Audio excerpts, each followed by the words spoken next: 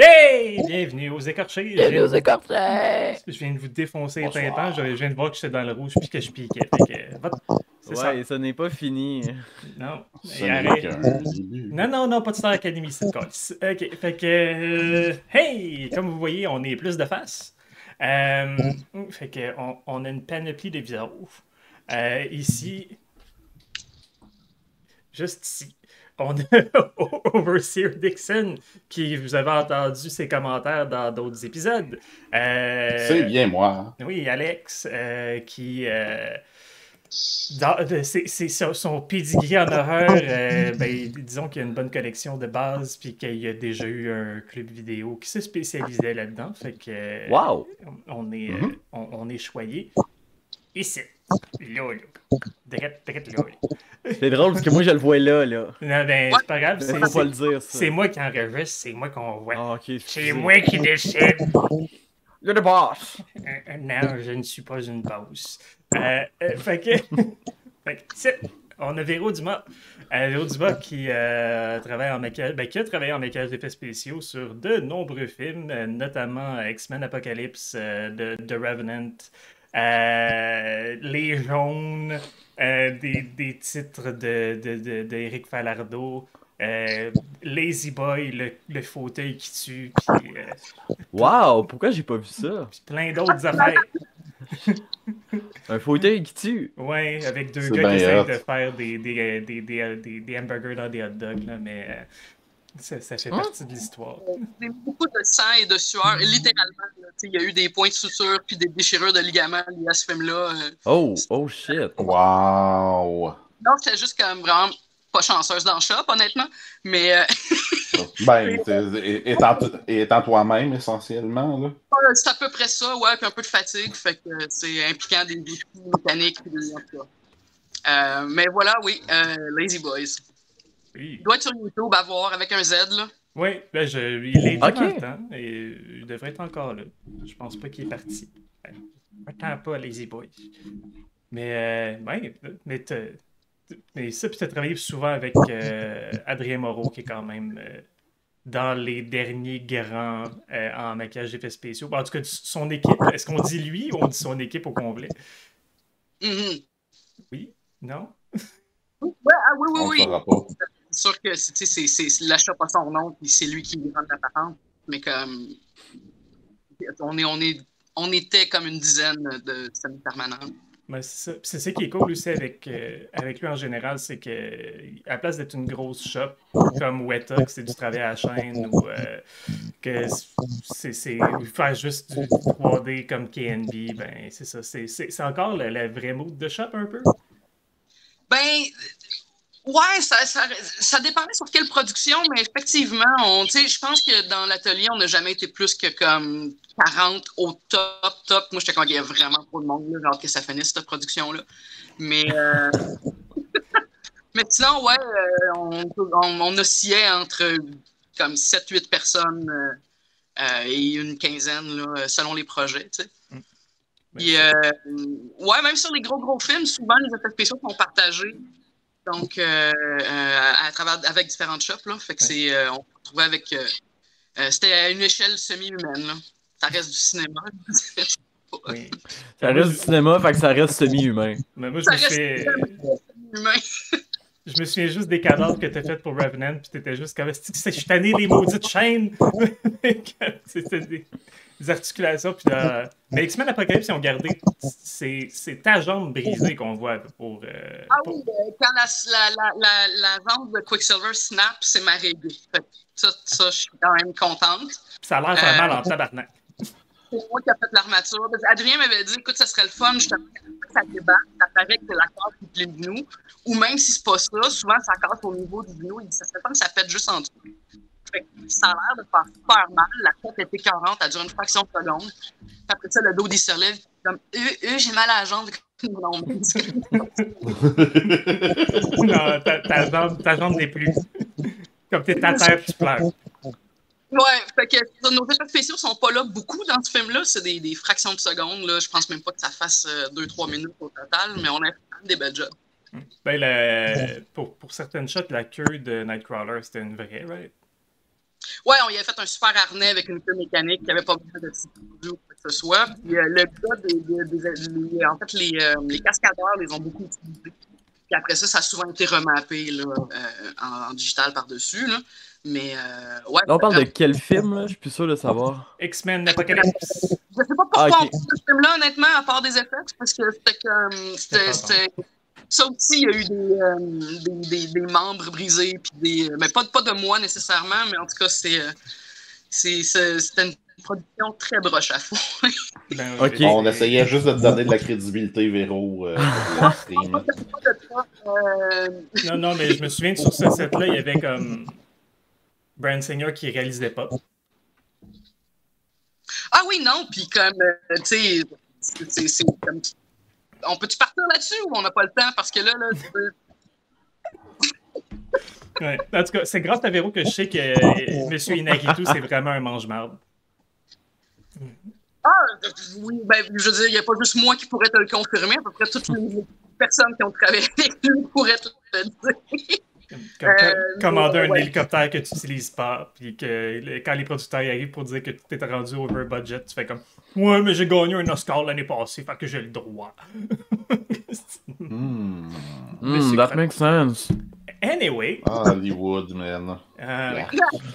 Everybody goes to Hollywood. Bonne Je pense que le plus de fun, pour finir, le plus de fun qu'on a eu, c'était sur les plus petites prods, là, comme justement Hell's Gate, puis d'autres petits trucs vraiment obscurs des fois, ou juste des petites parties, tu sais, comme sur, c'est quoi le film débile, là, Mother?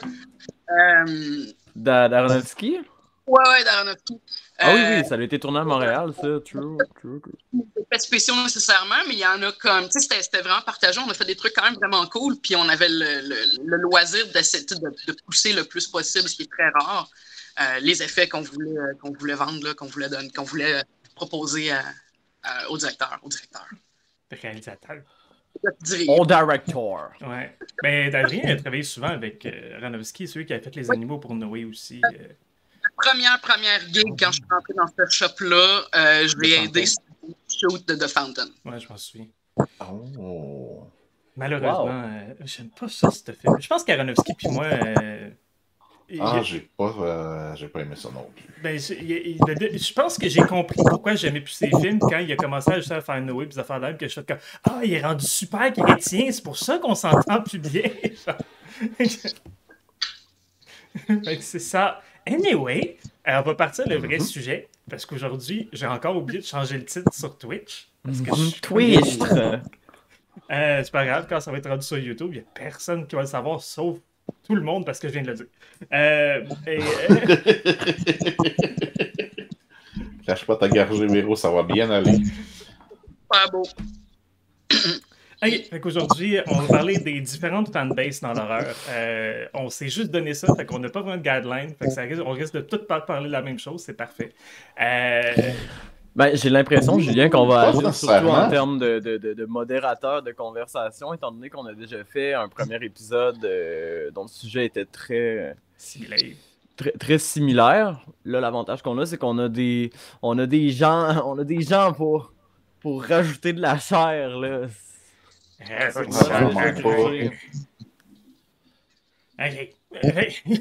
Ok, more flash. Un review de base de ventilateur, mais bon. Un review de base de ventilateur. Des fanbases! Oui, c'est ça. Ah non! Fait que toi, t'as juste écrit des comme. T'as marqué comme Sunwell, t'as marqué comme toutes des marques de ventilateurs. Shit, it's the fan, hein? Ouais. Je me suis demandé. J'ai pris aucune note ou quoi que ce soit, j'y vais. J'avais complètement. Intuitivement. Ouais, c'est ça. Parfait. D'ailleurs, quand on dit de shit et de fan, est-ce qu'on parle de fan de plafond ou une fan verticale? Moi, j'ai juste l'image de Airplane, là, avec le gag qui est là pour vrai.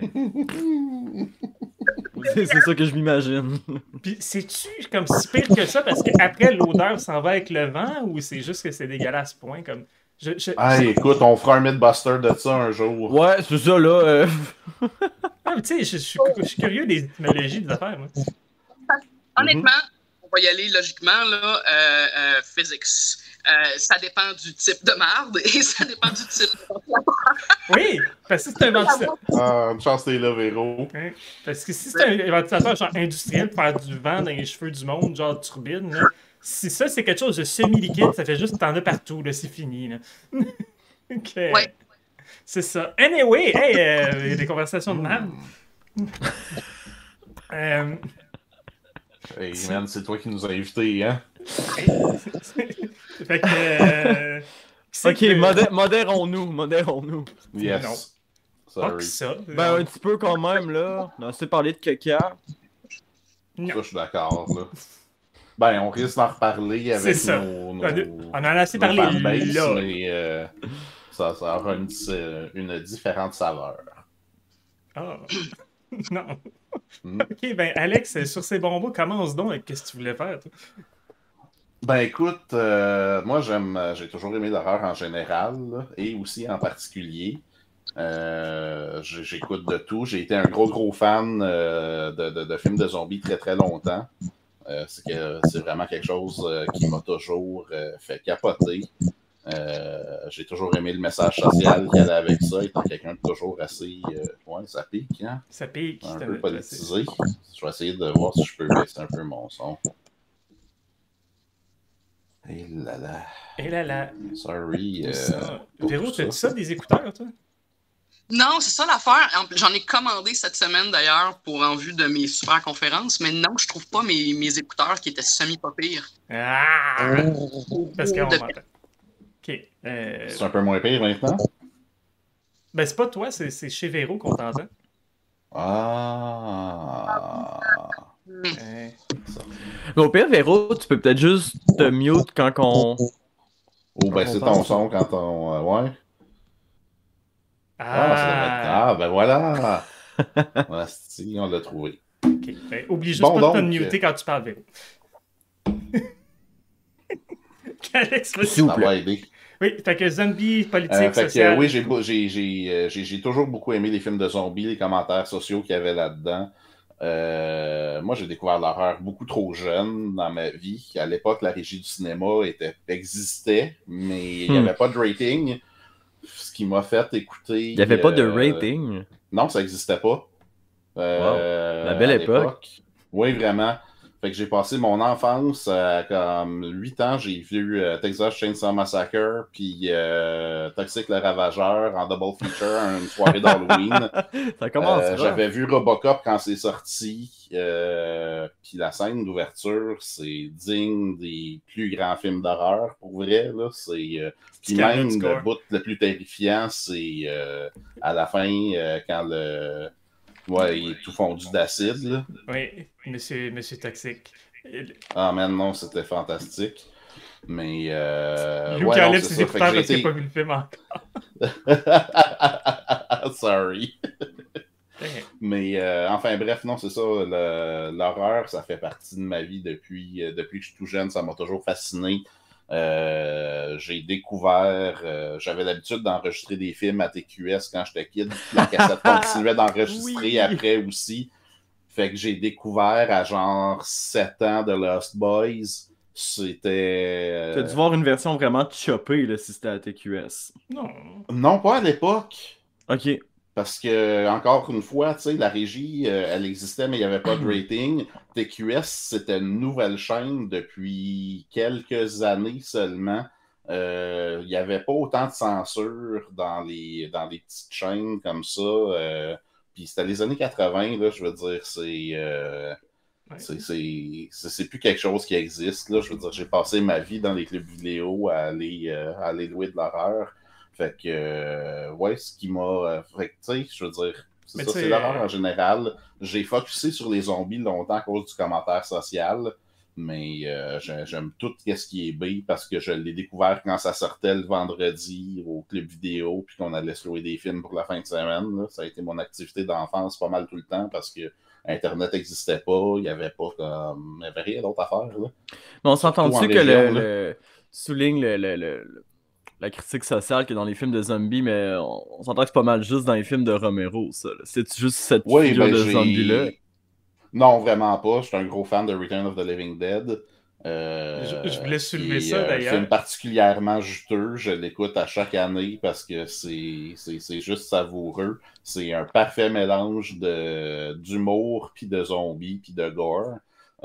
Puis j'aime beaucoup l'humour aussi dans la vie. Fait que j'aime bien quand ça se reflète dans mes films. Evil Dead, quand j'ai découvert ça, j'ai capoté sur un sale temps. Fait que, nice.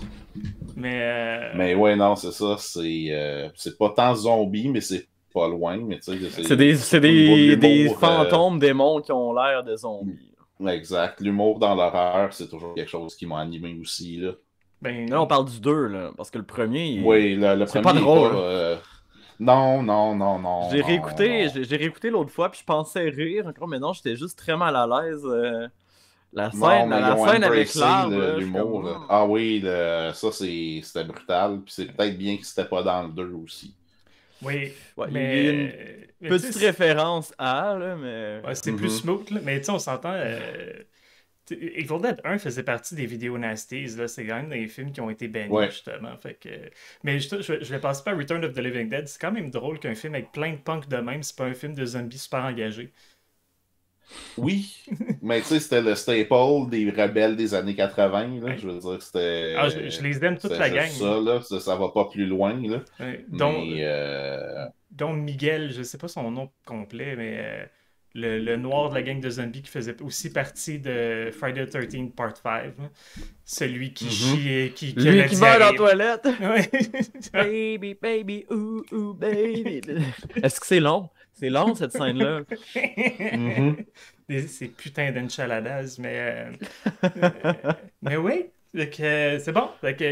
Puis oui, tu sais, t'as eu la chance de voir comme les zombies dans le temps que quand il y avait des films de zombies qui sortaient, ça valait encore la peine parce que c'était pas juste ça. On n'était pas oversaturé de zombies comme... C'était pas Zack Snyder.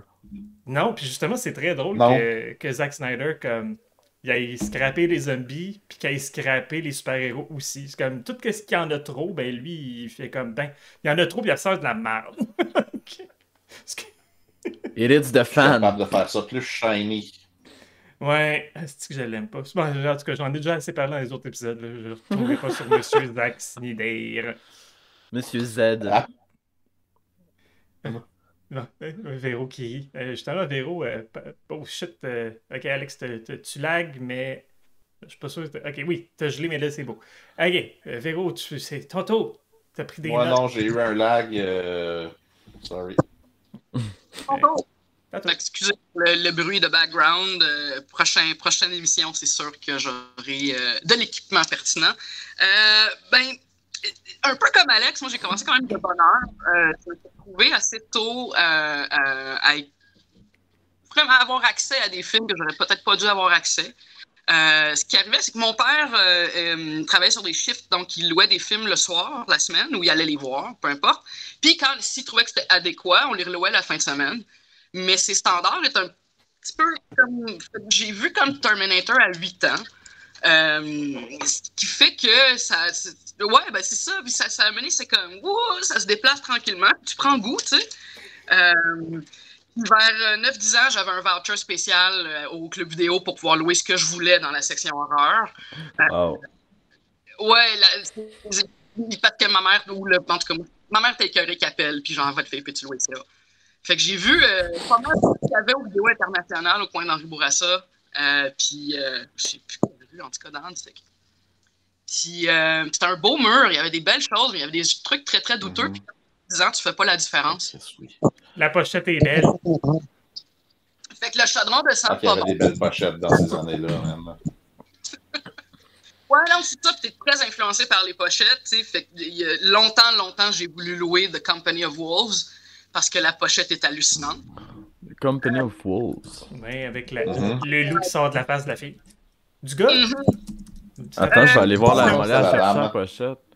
En tout cas, il y a de quoi Oh boy. Mais Véro, s'en est parlé souvent de ce film-là, puis tu l'as défendu souvent pendant que moi je chiais dessus, puis je m'excuse parce que je l'ai revu, puis j'étais comme, j'étais dans quel mood la première fois que j'ai vu ce film-là, parce que c'est très bon.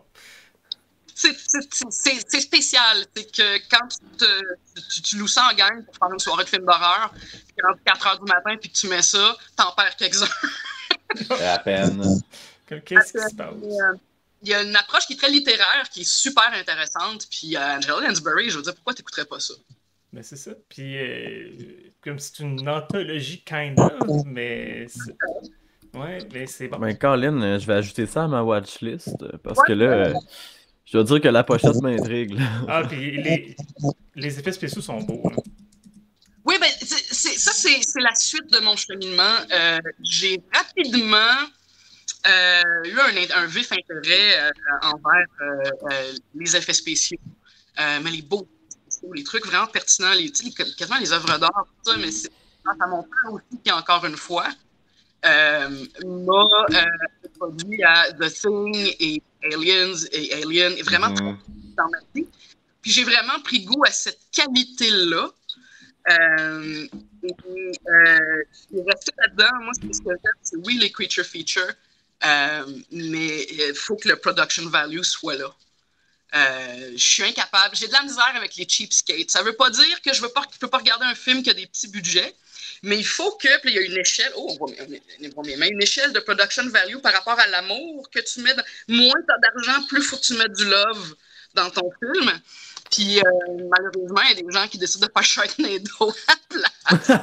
Ok, mais là, tu me parles de ça. Moi, le premier film qui me vient en tête, c'est Ginger Snaps. On peut-tu avoir tes commentaires sur celui-là? Parce qu'on s'entend que le loup-garou de la fin, il est très, très cheapette.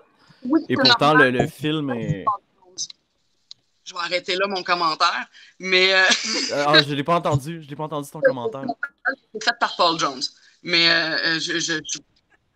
En tout cas, c'est un gars d'effets spéciaux un peu weird. Je sais même pas s'il travaille encore, mais il a fait des trucs vraiment, vraiment weird dans sa carrière. Paul Jones. Ouais, en tant qu'être humain, surtout, là, c'est un étrange. Anyway. Ok. Moi, je l'ai pas connu, je fais juste chier comme ça. Des bêtises, des gens que je connais. Ouais, parlons-en de Ginger Snaps. Je pense que c'est un film qui est... Je pense que c'est un film qui est important quand même, qui a quand même une valeur, certainement au niveau du cinéma canadien, qui est plus que... C'est pas un film cheap, Ginger Snaps. Les gens qui ont fait ça se sont vraiment donnés. Oui, les effets sont weird, mais c'est un choix artistique. La façon dont c'est shooté, ça marche relativement bien la plupart du temps. Tu sais, comme... Le suspension of disbelief est là tout le long, tu sais, c'est correct. Ouais. Fait que, puis moi, je me fais tirer des tomates souvent quand je dis ça. Je pense que ça se poursuit dans les sequels aussi, dans une certaine limite. Attends, qu'est-ce qui se poursuit exactement? Le niveau de qualité, le niveau d'implication dans le film, comme tel, parce qu'il y a beaucoup de gens qui n'aiment pas le deuxième ou même le prequel. Ah, mais non, mais je suis d'accord avec toi. Je trouve qu'en termes de qualité, c'est toujours très bien. Parce que je trouve ça toujours très. Bon, je sais plus comment formuler ça, mais la qualité est là, je trouve, dans les trois films. Peut-être moins au niveau du contenu pour le dernier, mais les deux premiers sont très présents dans mon cœur. Tu vas-tu parler de David Lahaye qui dit tabarnak, Julien? Merci, je sais comme Véro, elle sait c'est quel acteur, elle. Mais. C'est un beau cadeau, ça, dans le film. Ouais. Mais c'est ça, en fait, moi, je préfère le deuxième de la gang au complet. Là, il était beaucoup plus dark, je trouve, le deuxième. Ouais. Plus dark, beaucoup plus intime. C'était vraiment une autre approche, puis c'était très intéressant. Puis on avait vraiment c'était intéressant. Puis on est avec le personnage de Brigitte qui a comme tellement évolué depuis le premier.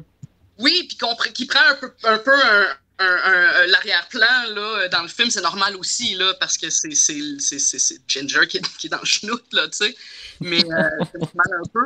Mais c'est ça, non, je pense qu'on donne pas tant la place à Ginger Snaps que ce film-là devrait avoir. Oui. Ben, le cinéma d'horreur canadien est beaucoup plus grand que le monde pense. Parce que quand la production est bonne, le monde, ils veulent pas que ce soit canadien. Comme, ouais. Tucker and Dale vs. Evil, le monde dit c'est un bon film d'horreur. Je suis comme, oui, c'est canadien. Comme tout le monde là-dedans est canadien. Puis là, c'est pas un film canadien. Je suis comme, fuck off. Je veux dire, c'est sorti la même année que Cabin in the Woods. La prémisse est très similaire sur le fait de twister des clichés sur le côté. Puis je trouve, tu sais, moi, Cabin in the Woods, c'était super divertissant, mais je l'ai vu 2 fois. Puis je veux plus le revoir. Je le connais par cœur déjà après deux écoutes. Tucker and Dale, j'ai vu genre 8 fois. Puis je suis comme, encore. L'humour marche mieux pour moi. Les personnages sont plus développés parce que tous les personnages dans Cabin in the Woods deviennent des clichés, ça fait partie de l'histoire, sauf que ça fait aussi que je m'en tabarnak. Fait que, puis tu sais, c'est comme quasiment juste des références à d'autres films d'horreur, c'est super cool. Quand tu le regardes, c'est comme aller à une convention d'horreur avec du monde qui ont des cosplays weird, mais comme ça donne pas plus de contenu au film en soi. Là. Mais clairement, c'est passé plus dans le beurre que Cabin in the Woods. Ça a pas aidé. Ça a pas aidé le marketing que ça sorte en même temps. Ça va être un truc de marketing aussi. Les budgets de marketing sont pas les mêmes pour ces films-là. Les distributions non plus. Fait que on a toujours un petit peu plus de difficultés là, à promouvoir nos films, peu importe leur qualité. Là. Si on s'entend, tu vois Joss Whedon versus l'autre qui a fait Tucker and Dale, même moi je sais pas son nom, tu sais, fait que ça. L'autre. J'espère qu'il s'appelle de même. Comme ça, je vais pouvoir avoir eu raison. Il s'appelle l'autre. Mais ouais, nom de famille Truche. Il s'appelle l'Autruche. Mais oh, yes. On vient de perdre Véro. Oui, je m'excuse Véro. Oh là là. Lou, vas-y donc, un petit bout. Je parle de moi ou je lance une question?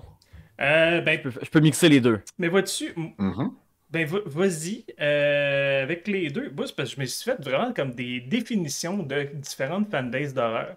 Fait que je vais revenir là-dessus. Mais, ok, ben écoute, je pense que tu vas pouvoir rebondir sur ma question. Je vais commencer avec ça. Je sais pas si je vais généraliser. Je sais pas si je vais trop généraliser en posant cette question-là, mais j'ai l'impression que la fascination pour l'horreur, les gens qui ont une fascination pour l'horreur, j'ai l'impression qu'il y a quelque chose de très traumatique derrière ça. Des traumatismes qui peuvent être minimes, mais j'ai l'impression que ça part d'un trauma.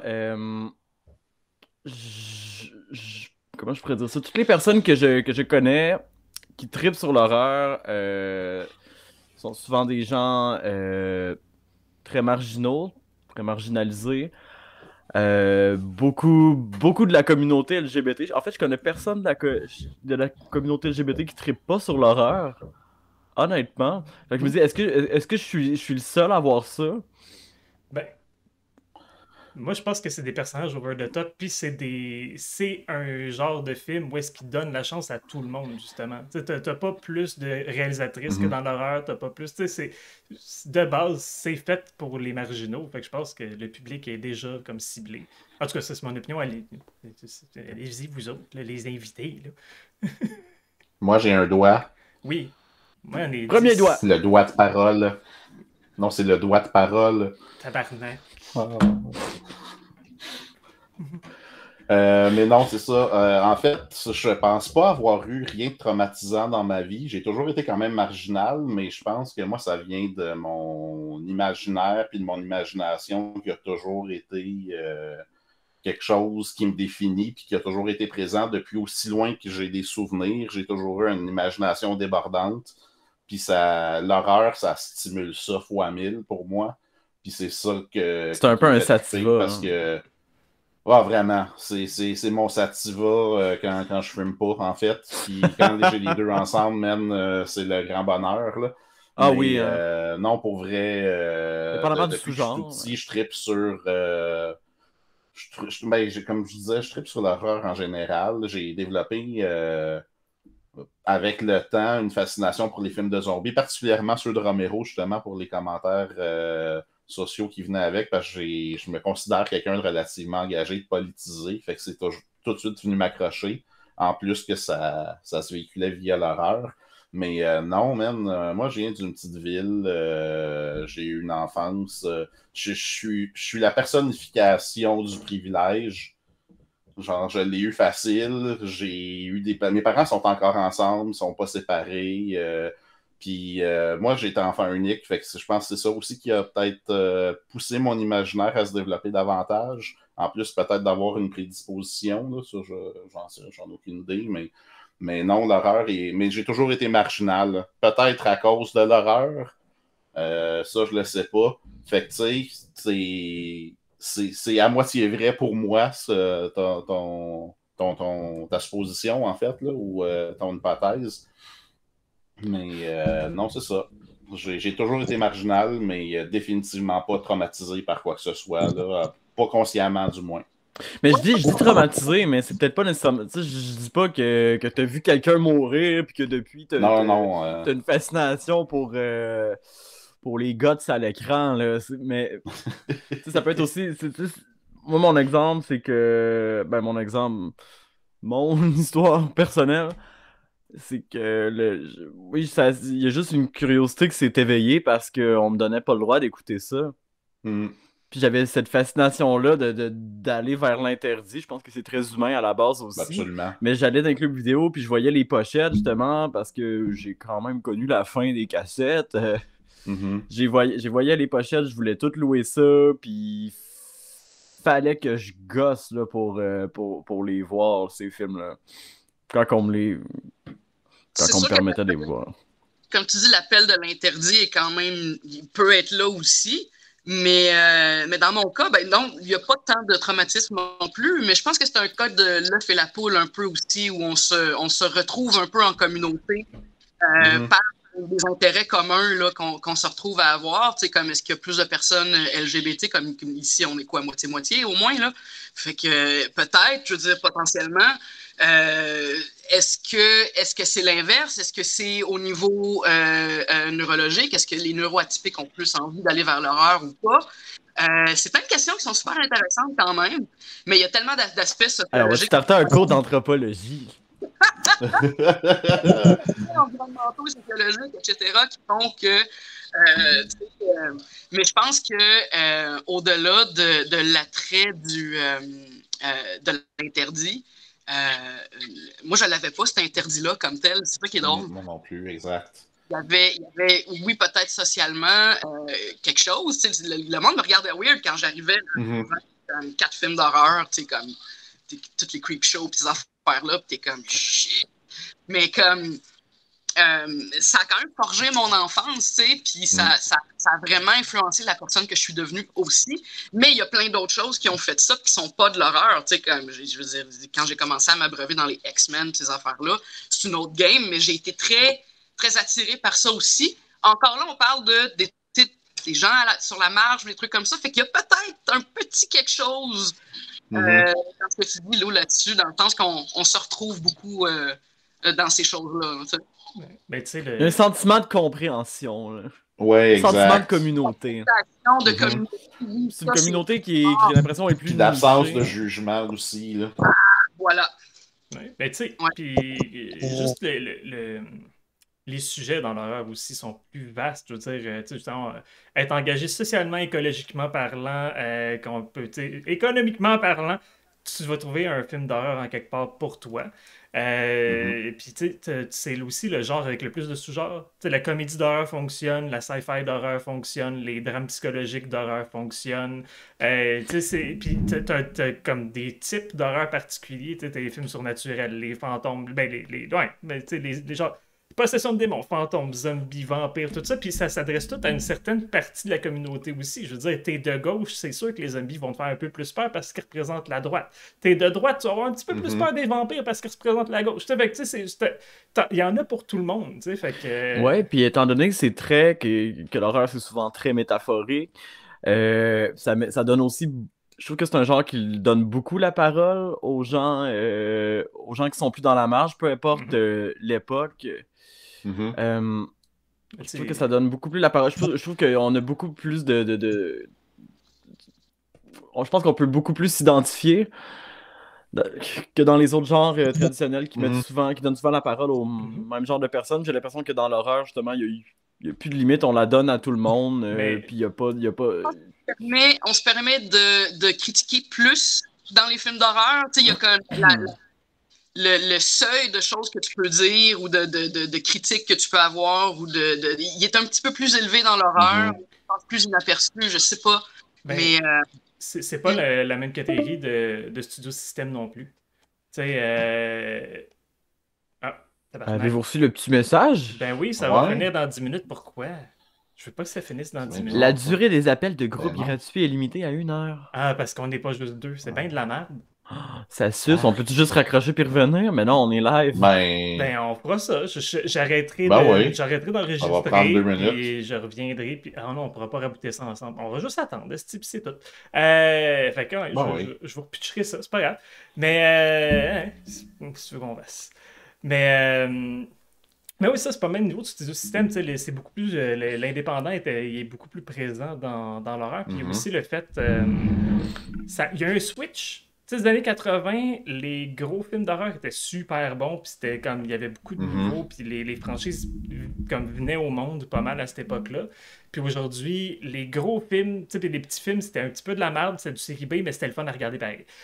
Puis là, fait des vidéos nasties. Ben, certains oui, certains non. Je veux dire, Reanimator, ça a été fait dans c'était tout petit budget, puis ça marche quand même, mais c'est quand même un film de série B, c'est super B. Oui, puis, mais c'est parce que c'est très bien réalisé. Mais c'est ça. Mais aujourd'hui, on a fait un switch. Puis là, les gros films d'horreur, c'est justement toutes des franchises qui se répètent. C'est fait plus maladroitement, mais ça peut être quand même le fun à regarder. Je vise James Wan. Mais les petits films d'horreur ont monté en flèche. Puis là, c'est l'indépendant qui a sa voix puis qui fait des choses originales. Fait qu'on a vraiment eu une espèce Netflix, Shudder. Ben, les années 2000, l'arrivée du digital a changé beaucoup de choses aussi. Là. Énormément, oui. Pas filmé en pellicule, là, ça l'a aidé beaucoup de monde à sortir des films. Exactement. Non, ça coûte effectivement très cher, la pellicule. Beaucoup de cheveux. Beaucoup de cheveux. Non, elle parlait de pellicule. Pellicule, détail. Moi, je t'ai compris, Véro, même si t'étais sous mute. Dandruff. Mais oui. Puis... un réflexe, c'était parfait. Puis ça, ben moi, c'est ça, j'ai fait des mini-catégories, puis j'ai vraiment pas été fin. Je pense que j'aime, comme j'ai dit, je pense que j'aime juste pas le monde en général.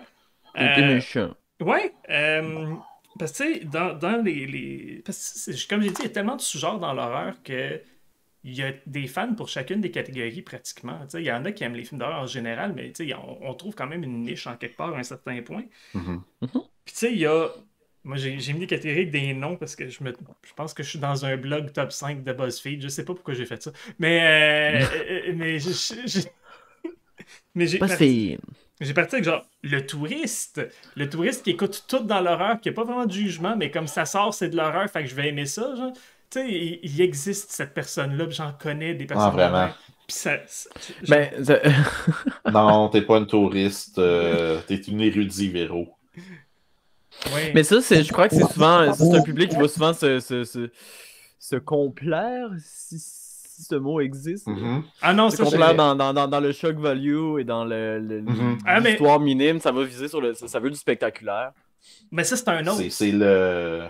c'est un autre. Ben, moi, en fait, ton touriste, je le vois comme le monde qui tripe sur le blockbuster Hollywood, mais de l'horreur. Ouais. C'est celui qui va voir il y a un gros film, il vaut plein d'argent, c'est sûr que ça va être bon. Puis voilà, fait qu'il écoute l'horreur, puis j'ai aimé ça, c'est un film d'horreur. C'est ça, pas plus de jugement que ça. Est-ce qu'il y en a des mêmes en plus? Ah! Ben moi, ce qui me vient le plus en tête, c'est A Quiet Place. Puis je dis pas que c'est un mauvais film, mais je dis que c'est sorti, tout le monde a trippé, puis ah ouais, c'est de l'horreur, de la vraie horreur. Ben, j'ai vu plus horreur que ça. J'ai vu plus horreur que ça, mais c'est ça qui remplit les salles. Quiet Place, ça en fait pas un mauvais film, c'est juste que c'est fait pour le grand public. Là. C'est normal que le monde qui consomme ce genre de film-là aussi, comme Alex dit, c'est des gens qui veulent juste de l'entertainment, qui sont là comme, tu sais, qui observent, qui écoutent un film, qui ont j'ai peut-être eu peur une fois ou deux, puis go, on pense à d'autres choses. J'ai fait le saut, il y avait des jumpscares! Ouais, ben, pour bien du monde, c'est ça l'horreur, puis misère qu'ils n'ont pas compris. Il est kéka. Moi, il me passe. Mais. J'ai comme peur que ça coupe un moment donné. Ben, il reste 6 minutes. 6 minutes. Avant d'enchaîner, veux-tu qu'on raccroche puis qu'on se rappelle? Six. Au moins, comme ça, on pourra repartir directement de Number of the Beast. On va partir à un autre meeting on the side sur un autre de mes écrans. Ah, bon. Bon That's call. bright. Comme ça, Bright. C'est comme un appel. Bon. Là, il y en a un autre ouvert à côté. L'appel. Là, je suis tout seul dans celle-là. C'est weird, hein? OK. Taberschnoots. OK. Là, je vais vous envoyer une invitation. Quand vous allez arriver, je vais raccrocher sur celle-là puis je vais mettre l'autre à la place. OK? C'est parfait, ça. Ça va presque pas paraître. Non, parce que c'est pas comme si je le disais live pendant qu'on était en train de le faire. T'sais. Non, c'est ça. Personne va s'en rendre compte. Comme tantôt quand j'ai dit que j'avais pas changé le titre. OK. OK, c'est envoyé. Ben oui, je l'ai reçu.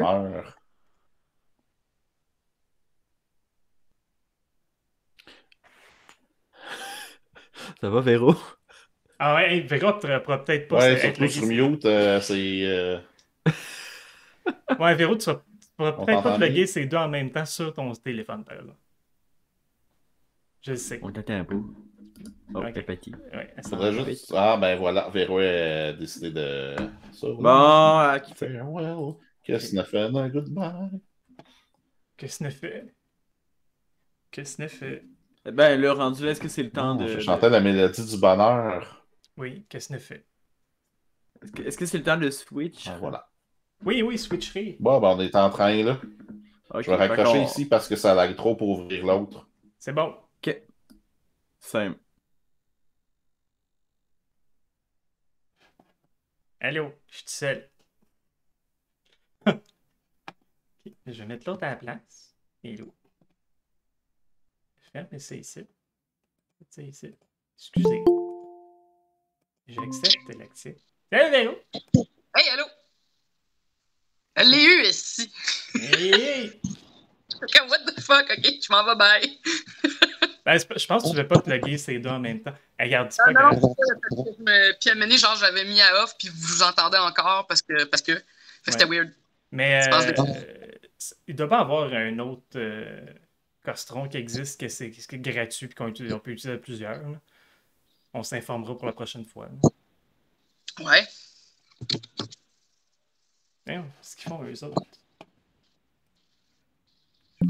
Ah bon. Ding dong. Clic, clic. Ding dong. Clic, clic. Ah ouais? Oh, Véro est au loin. Bon. C'était un gros sac de chips, ça? Oui, c'est qui? Tout ça pour un petit craquelin. Des triscuits, ça devait être en forme de triangle, même si c'est pas à cause de ça que ça s'appelle des triscuits. Anyway, je vais muter le temps que je croque ça. Oui, joyeuse croquade, je vais en faire autant. Fais autant. Ben oui, fait que j'avais le touriste, mais ça, tu sais, il y a les touristes, il y a les gorehounds, qu'eux autres, c'est comme... Moi, j'ai marqué comme, c'est tournant en DV, il n'y a pas d'histoire, les acteurs sont poches, mais il y a du sang, gimme! Comme ils sentent tabarnak, genre, ils veulent juste du gore. Puis tu sais, il y a comme... Puis juste, la sous-catégorie en dessous, c'est comme les estis de edgelord de l'horreur extrême, là. Moi, j'ai regardé The Serbian Film, puis j'avais une érection, là. Tu sais, ce genre de monde-là qui sont comme, je suis tellement hardcore dans la vie, moi, Chris. J'aime pas ça. J'aime pas ça, ces gens-là. Tu sais, être fan d'horreur aujourd'hui, c'est un peu gênant à dire des fois parce que le monde est associé à des affaires d'horreur. T'es comme, non, c'est pas ça, je veux dire. Mais en même temps. C'est comme être québécois. Mais tu peux avoir, je trouve que. Là, je vais parler pour moi parce que je suis vraiment un gros Christ d'égoïste. Mais je trouve que tu peux avoir une fascination quand même pour le cinéma extrême sans que ce soit nécessairement parce que tu adhères à ce que tu vois.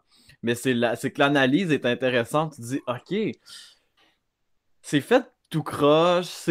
En tout cas, ça porte à la réflexion. Moi, je le regarde avec un œil très, très analytique. Mais moi, c'est pas toujours le fun. Mais moi, je parle des fois, tu trouves des perles quand tu... Mais des fois, je parle des films, c'est juste comme... bien d'accord. Il y a, tu sais, dans les dialogues, il y a un certain chant contre chant qui fait cégep, genre, que moi, quand je vois ça dans un film, je suis comme, ah non, je peux juste pas. non. Il y a comme... Mon seuil de production value, là, tu sais, il y a un... En même temps, je trouve qu'il ne faut pas être plein de jugements comme ça. Les gens peuvent regarder, comme Lou dit, les films qui leur tentent, mais comme si pour cette personne-là, c'est juste ça l'horreur.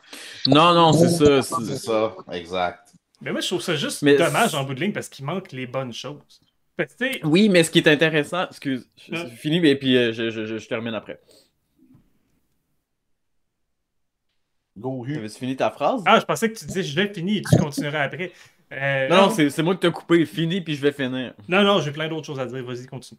Ok, mais je tenais juste à souligner un point. Avec ces films-là, surtout dans l'horreur extrême, les films très, très cheap, ce que j'aime en regardant ça, c'est des films qui sont tellement inégaux. C'est généralement fait comme de la crap, mais des fois, il va y avoir certains passages, certains moments que je suis comme, waouh, pourquoi ça c'est bien shooté? Pourquoi là c'est bien acté? Pourquoi là les special effects sont bons? C'est très inégal, fait que j'aime être surpris par des petits moments comme ça qui, au final, vont faire le film. Ouais, parce que comment je pourrais dire, t'es comme en quête du questionnement philosophique de waouh, pourquoi les gens font ça? Je me dis surtout pourquoi le film en entier est de la crap, mais il y a quand même certains moments qui sont très bien réalisés et tout. C'est quoi, le craft était bon cette journée-là? Le craft. Pour ce shot-là, particulièrement.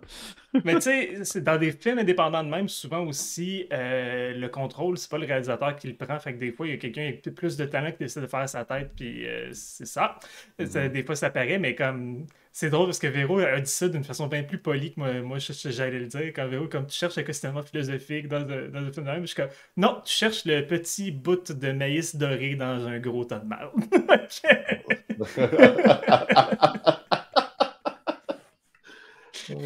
Fait que, ouais, j'étais pas parti. On y revient sans s'en rendre compte, hein? Oui, mais il y a les weireux classiques que j'ai écrit ça vraiment weireux. Que eux autres, c'est. Ils connaissent tous les classiques, mais comme ils ne demandent pas à aller fouiller plus loin. Puis je trouve ça le fun, en quelque part, ceux-là, parce que souvent, c'est aussi des fans de comédie d'horreur, parce que c'est beaucoup de classiques, c'est ça. Puis, ils ont du fun, mais ils comprennent quand même. C'est pas juste je regarde l'horreur parce que l'horreur, c'est supposé de me parler. Il y en a qui ont quasiment comme une mission là, de tout regarder ce qui est dans l'horreur. Puis comme non, c'est pas tout qui est le fun. Mais je fit très bien dans cette catégorie de weireux-là. Weireux! Je veux dire, je pousse définitivement un petit peu plus loin, mais je me définis davantage comme un amateur puis un intense de l'horreur qu'un expert, par exemple, malgré que j'ai un club vidéo et tout ça. Ouais, puis... J'en connais, mais j'ai jamais eu la prétention de dire que je suis un expert là-dedans parce que j'oublie les noms de tout le monde. Je suis vraiment pas bon juste avec ça dans la vie. Fait que, ouais, mais moi, je suis... voilà. Moi, je suis un serveur de IMDb. Je veux dire, c'est pas... Ça fait pas... Ça fait juste de moi quelqu'un qui se souvient de tout ce qui est pas utile dans ma vie. Ouais, moi, je vais sur IMDb. Ben, c'est ça. Puis ça change rien. Je veux dire, il y a beaucoup de choses que toi, tu considérais comme des classiques qui en tant que tel les personnes qui ont vu. Tu sais, Deadly Spawn, je veux dire, il y a du monde qui considère ça comme un classique, mais c'est pas... ouais, vraiment, c'est un classique de la baie intense. Là. Mais c'est ça, mais tu sais, un classique de la baie. Tu sais, c'est... Hein? C'est moi. Oui, Alex Labbé. Mais non, tu comprends ce que je veux dire, c'est pas... oui. C'est pas pour tout le monde, tu sais... Si t'as pas de MDB, moi je savais même pas que j'en avais un, c'est Julien qui m'a annoncé ça. Parce que ça a été mon outil de travail tout le temps que j'ai eu mon club vidéo. Là, j'ai pas eu le choix. Tout se trouvait pas aussi facilement. C'était pendant la transition entre le VHS et le DVD. Fait qu'il y a beaucoup de choses qui étaient disparues en VHS puis qui n'existaient pas encore en DVD. Il fallait faire des fouilles des fois puis commander des trucs outre-mer. Sauf que là, tu avais les zones qui étaient barrées sur les lecteurs puis tout ça. Fait que c'était... Dans ce temps-là, il y avait ça a été un gros outil de travail IMDb longtemps pour moi. Puis on s'entend, il n'y avait pas Scream Factory, il n'y avait pas Vinegar Syndrome, il n'y avait pas Arrow comme qui faisait des rééditions belles de films plus non, c'était une drôle d'époque pour le cinéma, du moins pour les... Puis la transition, c'est très mal faite. Pour le rental. Ouais, puis la tradition, c'est pas bien fait, fait qu'il y a plein de films qui ont juste disparu, il y a plein d'affaires qu'on verra juste jamais, puis que je suis comme le film d'horreur que je suis jamais capable de savoir c'est quoi, parce que j'ai pogné comme un 3 minutes à la télé quand j'étais kid, puis je suis comme, je veux savoir c'est quoi, puis à chaque fois que je le décris, tout le monde pense tout le temps aux 3 mêmes films, je suis comme, tu penses vraiment que je saurais pas c'est quoi si ça avait été genre Poltergeist? Fuck off! Fait que, mais un jour, je le trouverai. J'ai revu des films avec ce mood de lumière-là il y a pas longtemps, fait que je suis pas mal sûr que je sais c'est quelles années où est-ce que ça a été fait. Mais tu sais, vu que j'ai pogné ça genre à TQS, ça se peut que ça soit un téléfilm, ça se peut que ça soit une émission de TV, tu sais, fait que j'ai aucune colle. Ou c'est peut-être de l'obscur italien des années 70, là. À Télé-Québec peut-être, mais pas sur TQS. Ouais. Ben, ça dépend dans quelles années, honnêtement, encore, comme je disais. Mes parents venaient de se séparer ou ils allaient se séparer. Fait que j'avais de 7 à 9 ans quand j'ai vu ça. Puis, C'était quoi, début, milieu 90, peut-être? ouais, genre, puis, tu sais, on s'entend, c'est comme 2 shots que je me souviens, là. Il y a un sous-sol, c'est très orange dans le sous-sol, fait qu'il y a sûrement un foyer ou un boiler room, quelque chose du genre. Puis il y a quelqu'un qui est en train de montrer les marches avec un gros plan sur le soulier. Fait ça, je m'en souviens. Puis après ça, on passe à dehors, puis là, c'est super bleu, c'est vraiment nuit américaine. Tu sais, des films comme. Ben, juste ça fait un peu Spielberg, c'est bas. Puis il y a quelqu'un qui a creusé un esti de gros trou, puis il coupe dans les racines d'un arbre, puis l'arbre saigne, puis le gars, il pleure comme s'il est en train de péter une curse, puis il y a comme des flashs en même temps qu'il est en train de couper dans l'arbre. Mais tu sais, c'est pas la gardienne. Parce qu'il y a du monde qui m'ont dit que c'était la gardienne. Ouais, c'est pas The Guardian. Puis non, parce que quand il coupe dans l'arbre, c'est en plein jour, il pleut pas. C'est pas Poltergeist, sans l'arbre, il le coupe pas, il passe dans une tornade, puis c'est pas... Non, ça n'a pas rapport, là. Non, puis il y a un autre film que... Mais tu sais, ça a un mood à la... Tu sais, les couleurs, ça ressemble un petit peu aux suites d'Amityville. Tu sais, fait que tu sais, c'est cheap comme Amityville 5 dans la façon que ça a été tourné, genre. Mais je sais pas c'est quoi. Puis tu sais, il y a bien du monde qui sont comme... peut-être que j'ai déjà vu ça, mais non, je sais pas c'est quoi, je sais pas, je le sais jamais. Du monde qui m'ont demandé si c'était Sleepy Hollow, je suis comme, va chier. Mais, bizarre, man, comment là. C'est difficile d'avoir plus mainstream. Là. Ben c'est ça! J'ai pas aimé ça, là, mais... Puis tu sais, mais c'est surtout parce qu'ils sont... là. Ça jouait pas dans les années 90 à TQS. Mais c'est ça, tu sais, le monde sont tous bien fiers d'eux autres. Ah, je sais c'est quoi le film, quoi. C'est ça. Anyway... Puis, tu sais, il y a du monde aussi, les anti-horreurs. Le monde qui tripe ces films d'horreur, mais qui veulent pas l'admettre. Genre, comme, L'Exorciste, c'est super bon, mais tu sais, c'est trop haute qualité pour être de l'horreur. Ça gagne des Oscars, fait que c'est pas de l'horreur. Silence of the Lambs, c'est pas de l'horreur, c'est un thriller policier. Seven, non, c'est un thriller policier. Il n'y a pas d'horreur là-dedans. Non, regarde, assume. Il y en a des bons films d'horreur, il y en a des films d'horreur qui méritent des Oscars. C'est pas parce que, comme, toi, tu penses que l'horreur... L'horreur a un mauvais nom. Je trouve ça plate. C'est triste. C'est triste. Ça, c'est très, très associé à la série. Trop gênant. Depuis trop longtemps, là. Oui. En tout cas. Puis moi, que ce soit mal, mais c'est mal vu. Puis tu sais, t'as 2 types de fans d'horreur qui se ressemblent. Il y en a un que je suis dedans, puis que c'est pas plus respectueux que les autres. Puis l'autre que je fais juste haïr. Fait que les puristes, bonjour. Les puristes qui jusqu'à moi, j'aime ça. C'est pas le cinéma que j'aime. C'est pas l'horreur que j'aime, c'est le cinéma. Tu sais, fait que moi, je veux regarder un bon film, je vais l'analyser. Est-ce qu'il y a un message en arrière? Les acteurs sont-ils bons, les effets spéciaux, etc. Puis, tu sais, justement, comme Véro le disait, moi, j'ai étudié en maquillage d'effets spéciaux aussi. J'en ai jamais fait grand-chose.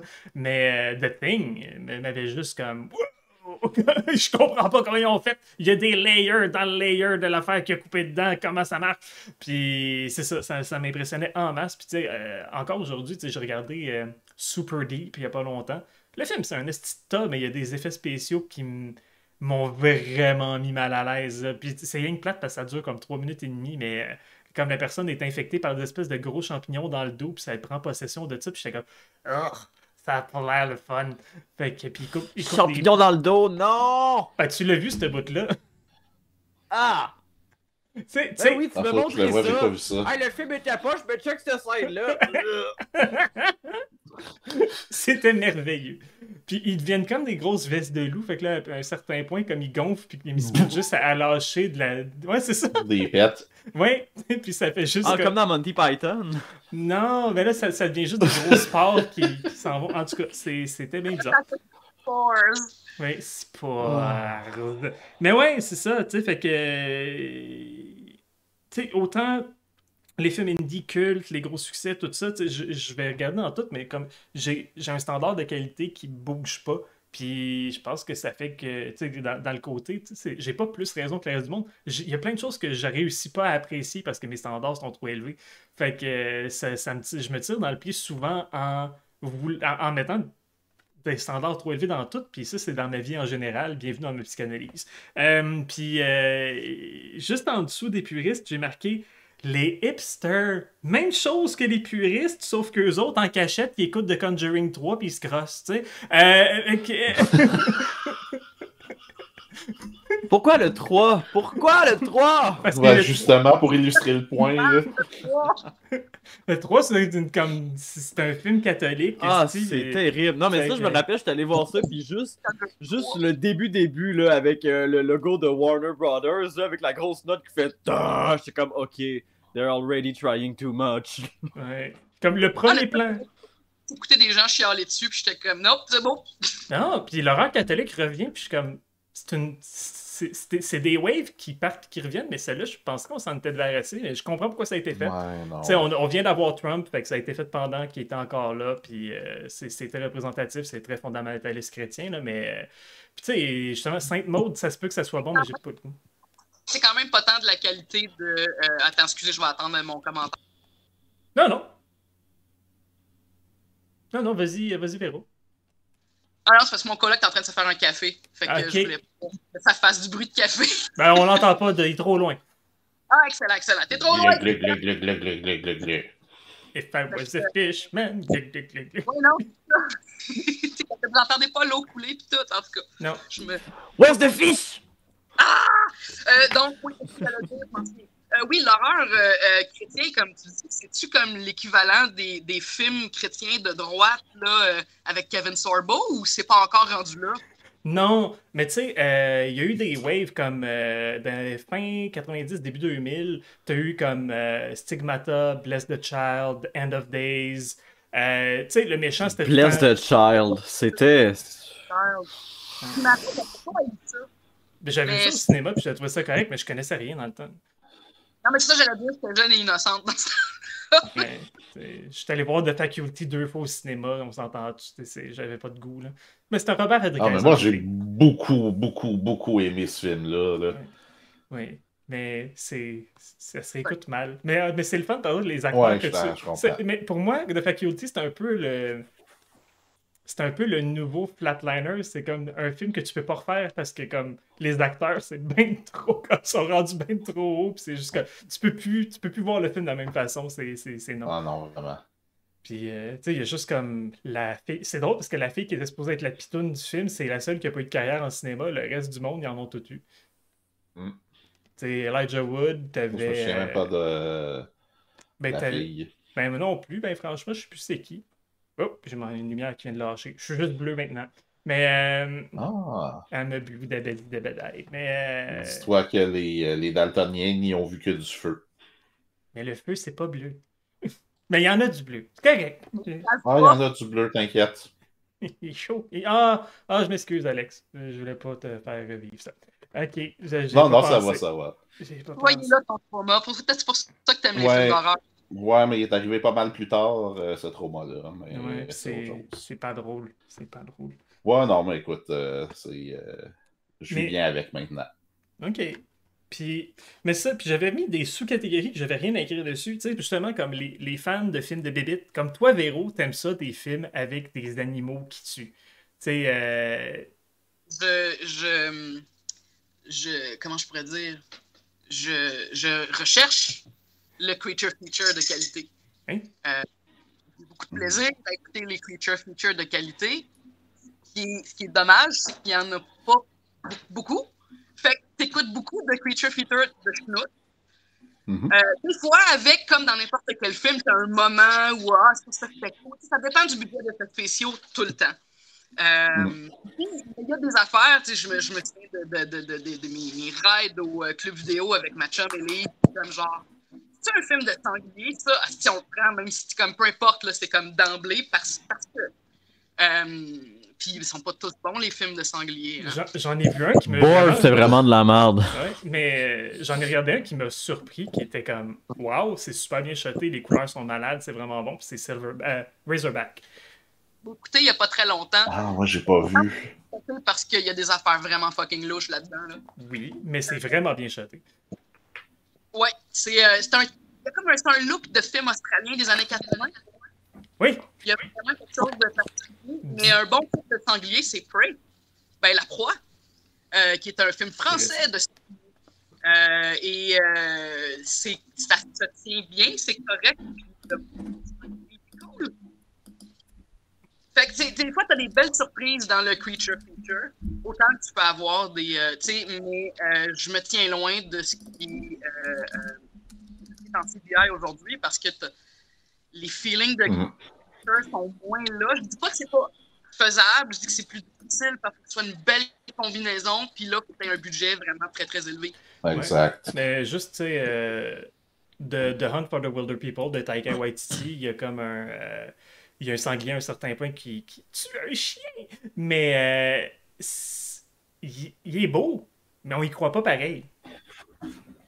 Voilà, c'est ça. Ça détonne trop. Si je veux voir un film d'animation, ben, je vais regarder un film d'animation. Fait qu'un moment, il faut que tu sois capable de blender ça. Je sais pas si tu es capable d'avoir des affaires qui ressemblent à des sangliers dans Willow. Ouais. Les parents, ces petites affaires-là, c'est comme... Tu sais, je veux dire, use your brain. Après, tu leur fais sur là en CD si tu veux. Tu vas le fucker comme The Thing, whatever. Mais je veux dire, c'est le problème, c'est la gravité, c'est les textures, c'est le poids que ça a dans l'univers. Fait que ça marche rarement. Tu sais, je veux dire, des popettes, des fois, ça marche mieux. Je veux dire, tu regardes... c'était-tu des popettes? Non, c'était du monde qui avait dedans, mais les rats d'extrême grande taille dans Princess Bride, comme... Moi, ils me terrifiaient, ces bébés-là, tabarnak. La gueule pleine de sang. Mais puis ça fonctionne bien. Mais penses-tu que les Creature Feature en tant qu'horreur, si on compte pas comme les films de sci-fi avec des fourmis géantes des années 50, là, penses-tu que c'est vraiment revenu à cause de Jaws? C'est-tu ça qui a tout remis sur la map? C'est indéniable, je pense. La place de Jaws dans le cinéma...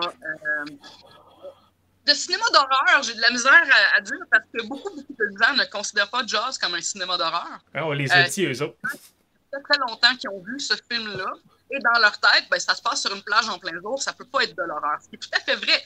Il y a les shots de jour qui sont prédominantes par rapport à ce qui se passe la nuit. En fait, c'est scène de nuit. Ce qui fait que tu n'enregistres pas ça. Mais la façon dont c'est tourné, ben, prends une leçon de cinématographie, genre. Mais la façon dont c'est tourné, juste le visuel, le sang, il est beau en tabarnouche dans Jaws, tu sais. La petite est pas réaliste, mais le monde, c'est comme il a l'air cheap, le requin. Ben, premièrement, 1975, give us a break. Deuxièmement, pour moi, ça n'a jamais été un requin, Jaws. C'est un monstre. C'est une bébite. C'est comme The Alien Queen, c'est juste un hostie de gros poisson. Ben, ouais, mais l'approche est pas... C'est la truite de l'enfer. The Devil's truite. C'est une truite summonée. Boom. Attends.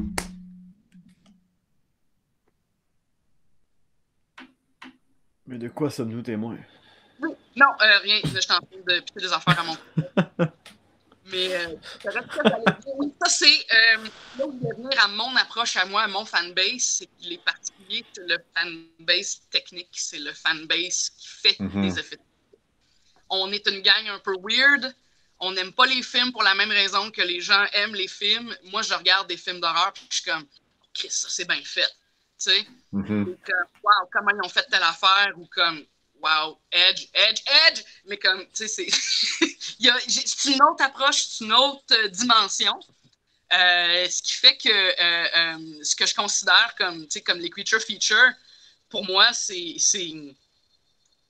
quand tu le réussis, c'est des Christy de chef-d'œuvre, là, tu sais. Parce que ça coûte une fortune à faire, mais il faut vraiment aussi qu'il y ait une cohésion en arrière de ça. Là. Tu peux pas juste mettre des bébés pour le fun, tu sais, parce que le shock value qu'il y avait dans, mettons, les films de fourmis puis d'araignées géantes, ces affaires-là, dans les années 50, ben, c'était presque juste du shock value. Puis ils tournaient ces films-là comme, tu sais, sur le coin d'une table en une fin de semaine. Là, oui, vraiment. Là. C'est une autre approche, mais tu peux avoir aussi, comment je pourrais dire, c'est même à cette époque-là, il y avait des trucs techniques très intéressants. Creature of the Black Lagoon, c'est encore vraiment cool. The Invisible Man. Oui. Hein? The Invisible Man. S'il y a plein de shots dans ce film-là, je suis comme, the fuck! Il y a des affaires qui regardent des vieux films qui ont été comme vraiment bien faits, des vieux films d'horreur, mais comment ils ont fait leur compte, c'est très cool. Puis même tu vois les fils, comme je dis, là, c'est comme même pour l'époque, c'était très ingénieux. Puis on va s'entendre, le film de Spielberg, il marche parce que le requin marchait pas. Oui. Puis, mais tu sais, Spielberg, c'est ça qui est drôle. Il n'a jamais voulu se faire typecaster en tant que réalisateur d'horreur. Fait qu'après ses 2 premiers films, comme il s'est mis à faire autre chose, mais il met tout le temps un bout d'horreur dans ses films. Il aime ça. C'est tout le temps. Il le fait très bien. Il le fait très, très bien. Ah, vraiment. Puis il le fait différemment. Parce que dans les films de Spielberg, la lumière est terrifiante. D'habitude, t'as peur du noir dans les films d'horreur. Puis dans les films de Spielberg, c'est comme « Ah, c'est de la lumière! » Non! T'es pas à l'abri, même quand il fait jour. Ouais. Il y a quelqu'un qui avait lâché une théorie intéressante là-dessus, vu que comme Spielberg, c'est quand même... Il avait fait Schindler's List, puis il était comme... C'est l'Holocauste. L'Holocauste, qu'est-ce qui faisait peur? C'est que ça se passait en pleine vue du monde, puis il n'y a personne qui faisait quoi que ce soit. Comme c'est ça qui fait peur. C'est le fait que ça soit justement en plein jour. C'est pas con. Je suis pas sûr si Spielberg, je vais lui donner tout ce crédit-là, mais c'est pas con. Mais... Ouais, c'est pas quand on prend les vieux films de Spielberg, là, ceux qui ont vraiment... comme où il a vraiment laissé son empreinte là, avec ces films-là. Qu'il soit un film d'horreur ou pas, E.T. c'est vraiment épeurant. Indiana Jones était assez terrifiant. Ben, Temple of Doom, on peut dire ce qu'on veut sur ce film-là. Ça, c'est lequel? C'est le deuxième? C'est le deuxième. Ouais. C'est un film ça m'avait... Lui, il m'avait...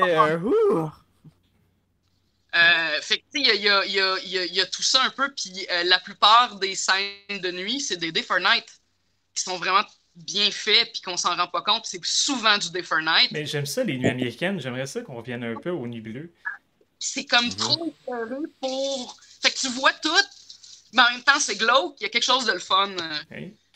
C'est difficile à bien réussir. C'est repris dans un paquet de films, ça, puis ça marche pas. Tu fais comme, égalé. Beau filtre. C'était en plein jour. Il faisait un gros soleil. Ils ont tourné à midi, c'est clair. Excuse, Véro, on t'a pas entendu. Ouais, je disais, ça a l'air d'un filtre Instagram, là. Tu sais, c'est pas... Exact. c'est super beau. Ouch! Ah non, c'est vrai. Quand tu regardes ces films-là sur des très grands écrans, sur des Blu-ray ou des trucs de même, tu le vois un petit peu plus, là, Day for Night. Des fois, il faut que tu règles tes settings pour rendre ça un peu plus glauque, là. J'avais regardé Jaws, justement, télé beaucoup trop HD, puis c'était comme... Non, ils ont tourné ça à midi. La fin là, tu sais. Ouais. Oui. C'est en plein jour, what the fuck. Fait que c'est ça, c'était... Tu sais, les nuits sur un set, tu sais, les nuits bleues, genre Poltergeist, justement, dans la chambre du petit gars, comme c'est la nuit, mais comme tout est juste bleu. Puis j'aime ça. Ouais. Mais j'ai réécouté Poltergeist récemment. Encore aujourd'hui, c'est un bijou, là. C'est super. Il y a juste un effet que j'aime pas dans tout le film. C'est quoi? Vas-y. La bébite qui fait un bruit de lion dans le cadre de porte, là, qui a de l'air faite en papier de toilette. Ah, qui est comme ça, là. Ah oui, je l'aime, cette bébite-là. On dirait qu'elle est faite en papier de toilette. Elle est un petit peu en papier mâché, puis comme... Toutes les critiques de ce film-là sont comme, ouais, cette bébite-là, mettons que... Mais moi aussi, je l'aime, Lou. Je veux dire, quand je le regarde... Parce que moi, j'avais pas le droit de regarder Poltergeist. J'avais le droit de regarder ce que je voulais. Je pouvais louer ce que je voulais, mais mon père voulait pas que je regarde Poltergeist. Avant Parce que ça a dû le traumatiser lui aussi. 11, 12 ans, ben j'ai pensé à ça. Puis je me suis dit, peut-être que mon père, parce que moi, tu sais, ce qui me fait bad tripper aujourd'hui, vu que j'ai un regard technique sur les effets spéciaux, c'est le film de fantômes. Ça me fait freaker, puis j'embarque, puis je me fous la chair de poule, puis je me trouve drôle. Là, c'est complètement ridicule. Là. Fait que c'est ça, mon approche. J'étais comme, peut-être que mon père aussi a comme, tu sais, la frousse des fantômes. T'es comme, ben non, il dit, je trouvais que c'était hardcore. Jusqu'à ta minute, là.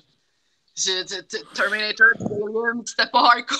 Non, c'est ça. Ouais, c'est assez. Ben non, c'est de la science-fiction, fait que c'est pas de l'horreur, là. Ah, ok, on est dans ce discours-là encore, là. Non, mais je veux dire, moi aussi, j'ai vu Alien puis Terminator. J'ai vu Terminator 2 au cinéma quand c'est sorti avec mon père. Tu sais, j'ai vu Alien très jeune aussi, justement, avec mon père. Mon père, on a eu un peu le même parcours là-dessus, Véro, sauf que moi, j'avais aucune restriction parce qu'il n'y avait pas de restriction d'âge à ce moment-là, là, au niveau du staple de la régie. Puis mes parents étaient pas nécessairement très regardants sur ce que j'écoutais parce que ça avait pas l'air de me troubler. Fait que. Non plus, tu sais. Mais en fait, je me souviens d'une fois, la première fois où on a écouté un film d'horreur ensemble, je me souviens plus l'âge que j'avais, entre 6 et 8 ans. Puis on a écouté, moi, ma soeur, mes cousins, cousines, mon oncle, mes oncles, mon père, dans le sous-sol en bas, pendant que ma tante et les mères prenaient genre un verre de vin autour du comptoir. On écoutait House en plein jour. House. Oh, nice. Il y a des bons bouts dans House. Il y a des très bons bouts. Pas le film japonais, là. Non. Non, avec le squelette avec le doigt sur la sonnette. Là. Ouais, ok. Mais le film avec les gros monstres en rubber mou. Oui, là, c'était les Robert Poop Monster de Dog, là. Ouais, vraiment plein de trucs terrifiants, tu sais, comme j'avais peur des pharmacies parce qu'il y a rien en arrière dans sa pharmacie, il passe l'autre part, puis comme, en tout cas... Mais ce que j'aime, c'est que... Je trouve ça cool. Oui. Dans mon accent, c'est weird. Mais dans House, qu'est-ce que j'aime, puis qu'est-ce qui marche pour moi, c'est qu'il y a des règles établies. À telle heure, il y a quelque chose qui se passe. Puis là, justement, à telle heure, il est devant sa pharmacie, puis il attend qu'il y ait quelque chose qui se passe. Puis là, quand il pense qu'il est safe, là, ça part, puis t'es juste que ça marche. Le fait que t'es dans l'anticipation avec le personnage, il y a plus... le montée du suspense, c'est tellement rare aujourd'hui, là. C'est juste que... Non, parce qu'il axe juste sur les jumpscares, quasiment. C'est ça. Puis avant, c'était un outil pour te préparer... Ça te désamorçait, puis là, après ça, tu te faisais ramasser comme un 18 roues dans le front, man, parce qu'il se passait. Tandis que là, c'est juste un enchaînement de jumpscares qui font juste créer un faux build-up, puis après le deuxième, c'est OK, ben non, il se passera rien de plus, là, où je vais avoir fait le saut, puis c'était ça la scène. Là. Fait que les films d'horreur d'aujourd'hui font bien du edging. Ils n'ont pas compris, man, à quoi ça sert, ce mécanisme-là, puis ça l'a gâché pour bien des choses. Il y a une génération au complet qui sont élevées avec justement des films comme des démons qui explosent, comme dans The Conjuring, puis des clowns qui arrêtent pas de faire des jumpscares comme dans It, puis pour eux autres, c'est ça l'horreur, là.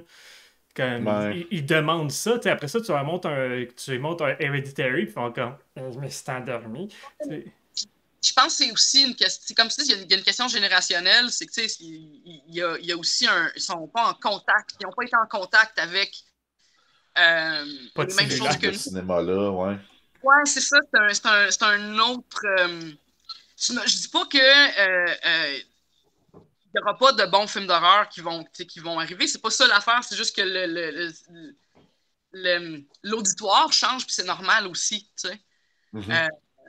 Mais c'est aussi ça qui me fait mal un peu, parce que on s'entend que le démographique des films d'horreur, c'est tout le temps, généralement, des petits gars de 18 à 25 ans. Puis j'ai dépassé le démographique il y a un esti bout, puis je me sens vraiment moins interpellé par la majorité des films aujourd'hui. Puis c'est pas juste que c'est fait pour du monde de 18 à 25 ans. C'est 18 à 25 ans d'une génération, je comprends pas. Fait que, tu sais, quand c'était 18 à 25 ans, la génération à moi, à la limite, comme même les films un peu plus poches, au moins je comprenais qu'est-ce qu'il voulait dire. Puis là, je suis comme, vraiment, là, comme It, je comprends pas. Je comprends pas. C'est juste que, OK, jumpscare, CGI. C'est plate! C'est pas agréable à regarder. Comme, tant qu'à ça, j'ai mieux regarder un film des années 50 où est-ce que comme il y a plein de scènes de monde qui font juste parler parce qu'il n'y avait pas le budget de montrer les bébites assez longtemps. C'est même pas pour monter de l'attention, c'est juste comme bon, ben, parlez, Chris. Ok. Anyway.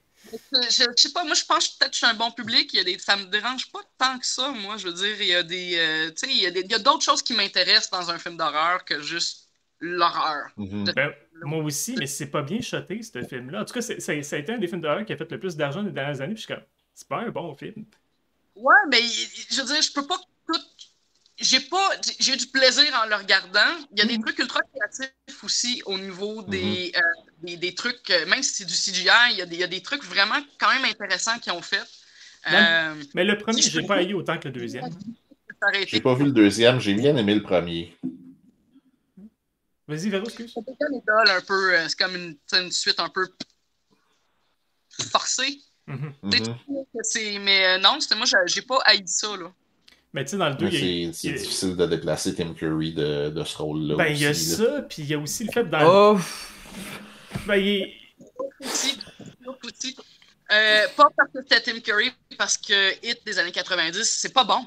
C'est pas bon. Ah, c'est fucking pourri. C'est tellement pourri. Il fallait que t'aies 10 ans quand tu l'écoutais, quand ça jouait. T'es comme, oh my god, Hit! J'avais 11 ans quand c'est sorti, puis j'ai capoté. Ouais. Mais Tim Curry fait quand même une bonne job pour le matériel qu'il a. Tu sais, lui, il est mémorable. Il est là, quoi, 11 minutes là, dans le film? Ben, c'est pas grave, ça. Dans 4 heures de téléfilm, là. Ah ouais, mais c'est pas grave, ça. Ben, tu sais, versus Billy Skarsgård qui... Il est pas épeurant, il est juste... en tout cas, il y a quelque chose qui marche pas. Il est pas mauvais, mais il marche pas pour moi. Puis ils ont trop boosté, je pense, ses yeux avec comme des effets de CGI par-dessus. Tout ça, mettez plus de gars pour que je chante plus que c'est une vraie créature à la place. En tout cas, et puis dans le deuxième, en plus, il y a des références à des films meilleurs que ça. Fait que comme, mais pas des meilleurs films que ton film, parce que ça me fait juste débarquer qu'il y a une référence grosse comme mon bras. Ben, les deux bras. À The Thing, genre, il y a comme une tête avec des pattes d'araignée qui sortent, puis le gars, il dit comme « You gotta be fucking kidding me », genre, je suis comme « Non, tu réfères pas The Thing dans ton film de merde, ça marche pas. » Puis, ça... Maladroit. Oui. Je suis pas contre ça, mais c'est que c'est fait très maladroitement, là. C'est force-fed, là. Ah ouais, c'est vraiment... Moi, c'est ça que j'aime pas, c'est que quand les films te prennent pour un cave, tu sais, c'est comme... Ouais. Arrête de dire à ton auditoire qu'ils sont cons. C'est pas le fun. C'est pour ça que j'aime les films des fois un peu moins accessibles, que le monde sont comme... Il y a du monde, tu sais, comme les films qui sont clivants un peu, là. Ouais. The Vivitch. The Vivitch! Moi, j'ai adoré ce film-là. Puis qu'il y ait faut que je le vois. Irrelevant. Ces gens-là s'auto-mangent entre eux autres. Tu sais, c'est comme... Le quoi, ça? The Witch? Ouais, mais tu parlais des gens qui se mangent entre eux autres. On parle de quoi, là? The Vivitch. C'est pas important. Dans le fond, ces gens-là sont tellement accrochés à leurs croyances qu'ils n'ont pas besoin qu'il y ait vraiment une sorcière pour s'entre-dévorer physiquement, moralement, puis tout, là. Ben, c'est ce qui a fait que j'ai aimé ça en bout. Black Phillip. Mais comme... Je comprends que c'est hermétique et que c'est inaccessible, mais c'est fantastique, ce film. Ah non, mais moi j'ai adoré The Witch. Je l'écoute à chaque année depuis que c'est sorti. Honnêtement, puis je pense que c'est ça qui a parti le trend du artsy horror, parce que là on est rendu en deux extrêmes dans ce qui sort dans les salles, puis t'as les gros blockbusters à la James Wan, puis t'as des The Vivitch, t'as des Hereditary. Ben, c'est les drames d'horreur d'aujourd'hui. C'est une trend en soi, ça aussi. C'est une trend qui me dérange pas. Justement, t'as The Vivitch, Hereditary, tous les films de ces deux réalisateurs-là, point. T'as les Babadook, tous les films où est-ce que c'est une... The Relic qui est sorti l'année passée est excellent d'ailleurs. C'est bon, tabarnak, tu finis ça, t'as le goût de mourir, mais moi, on dit que t'as eu du fun. Faut que je l'écoute. Je suis tellement plus à date, man. Dans le cinéma, c'est dans les... C'est triste. Je dis à ma mère d'écouter ça. Lequel? La Relique. Celui qui est sorti l'année passée, là, ça, je l'ai pas vu. Avec la grosse bébite LED. Ça, c'est pas une belle bébite de Stan Winston. C'est ma mère qui a travaillé en résidence pour personnes âgées longtemps. Oh, wow. J'ai dit, Mom, nice. Puis elle était comme, elle m'a répondu, l'amour inconditionnel, hein? C'est ça. Mais c'est tellement beau, ce film-là, justement. T'sais. Mais là, justement, ma soeur, elle veut regarder des films d'horreur folklorique un peu plus. Puis elle aime pas. Elle embarque vraiment, puis elle a vraiment la chienne. Fait qu'elle veut pas regarder trop de films d'horreur, mais en même temps, j'étais comme. Là, je me suis mis à suggérer justement, Let the Right One In. Des films que je suis comme. C'est des bons drames, point. Genre, oui, il y a de l'horreur dedans, mais c'est pas ça que tu vas te souvenir en bout de ligne. Puis le message est important. Puis c'est des. Tu sais, justement, à vue de Babadook, puis elle était comme. C'est pas un film d'horreur. Non, c'est pas un film d'horreur, Calice, mais c'est bon. Ouais. Ah, c'est excellent. Moi, j'ai capoté là-dessus. Tout le monde a comme rien compris à ce film-là. Puis il y a une vague de haine que je comprends. Mais non, c'est pas vrai. Je la comprends. C'est eux qui la comprennent pas. Parce qu'ils s'attendaient à un film d'horreur facile qui fait juste peur. Puis, non, le kid, il est agressant.